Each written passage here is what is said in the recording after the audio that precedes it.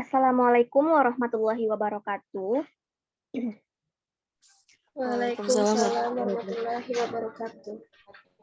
Alhamdulillahillazi hadana li hadza wa ma kunna linahtadiya laula an hadanallah.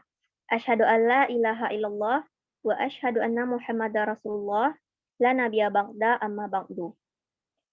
Puji syukur marilah sama-sama kita ucapkan atas kehadirat Allah Subhanahu wa taala yang telah melimpahkan rahmat dan karunia-Nya sehingga kita dapat melakukan proses pembelajaran pada hari ini meskipun masih dalam via Zoom.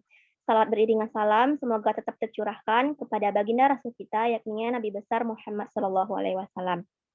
Baiklah anak-anak ibu semuanya, sebelum memulai pembelajaran pada pagi hari ini, alangkah baiknya kita berdoa terlebih dahulu. Berdoa dimulai. Berdoa selesai. Baiklah, selamat pagi anak-anak ibu semuanya. Pagi, Bu. Bagaimana kabarnya? Alhamdulillah baik, Bu. Alhamdulillah. Nah, untuk daftar hadir pada hari ini, itu silahkan Ananda list di grup WA, dan bagi siapa yang tidak bisa hadir pada hari ini, baik itu karena sakit atau terkendala jaringan, silahkan Ananda konfirmasi di grup WA, atau bisa langsung chat pribadi ke Ibu. Baiklah, pada pembelajaran sebelumnya, itu kita sudah membahas tentang virus, di mana kita sudah mempelajari tentang struktur virus, replikasi, dan peran virus tersebut dalam kehidupan kita sehari-hari. Nah, untuk pembelajaran hari ini, itu ada yang tahu tidak kita akan belajar tentang apa? Tentang bakteri, Bu. Ya, betul ya Syahira. Jadi pada hari ini kita akan belajar tentang bakteri. Nah, Ibu berharap setelah pembelajaran hari ini, itu Ananda dapat mengetahui struktur, cara hidup, serta peran bakteri di dalam kehidupan kita sehari-hari. Nah, anak-anak Ibu ada yang tahu tidak apa yang dimaksud dengan bakteri tersebut?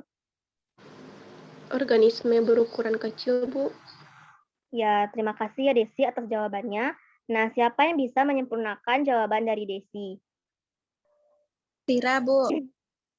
Ya, silahkan Tira. Jadi bakteri adalah organisme sel satu dan merupakan makhluk hidup dengan populasi terbanyak di bumi. Organisme berukuran mikro ini bisa ditemukan di mana saja, bahkan dalam tubuh manusia pun ada bakteri. Baik, terima kasih kepada Tira.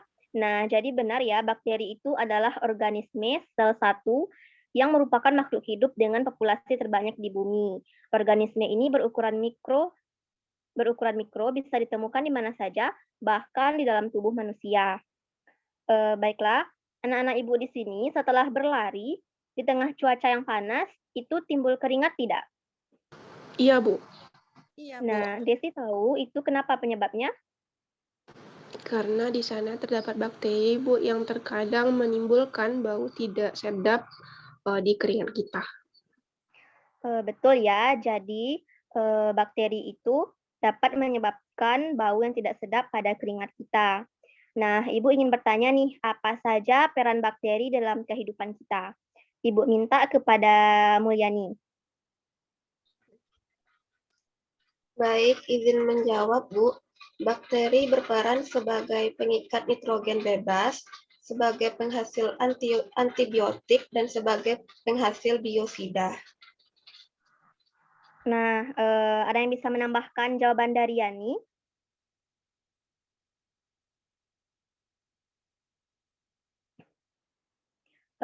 Baik, Ibu tunjuk ya. Tira, coba jawab pertanyaan dari Ibu, tambahkan jawaban dari Yani.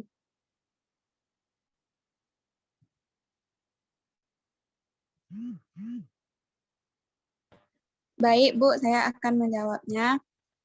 Bakteri berperan sebagai pengurai atau pembusuk, Bu. Bakteri ini berperan sebagai perintis vegetasi di suatu ekosistem, dan bakteri penghasil asam dan zat kimia lainnya, Bu. Ya, bagus ya jawaban dari Yani dan Tira. Nah, jadi peran bakteri ini sebagai pengikat nitrogen bebas, sebagai penghasil antibiotik, sebagai biopsida. Nah, bakteri juga berperan sebagai pengurai atau pembusuk dan sebagai perintis vegetasi di suatu ekosistem, dan yang terakhir itu sebagai penghasil asam dan zat kimia lain. Baik, mungkin itu saja pembelajaran kita pada hari ini. Jadi, Ibu akan menyimpulkan pembelajaran kita pada hari ini tentang bakteri, di mana bakteri itu adalah organisme sel satu yang merupakan makhluk hidup dengan populasi terbanyak di bumi. Organisme ini berukuran mikro yang bisa ditemukan di mana saja, bahkan di tubuh manusia.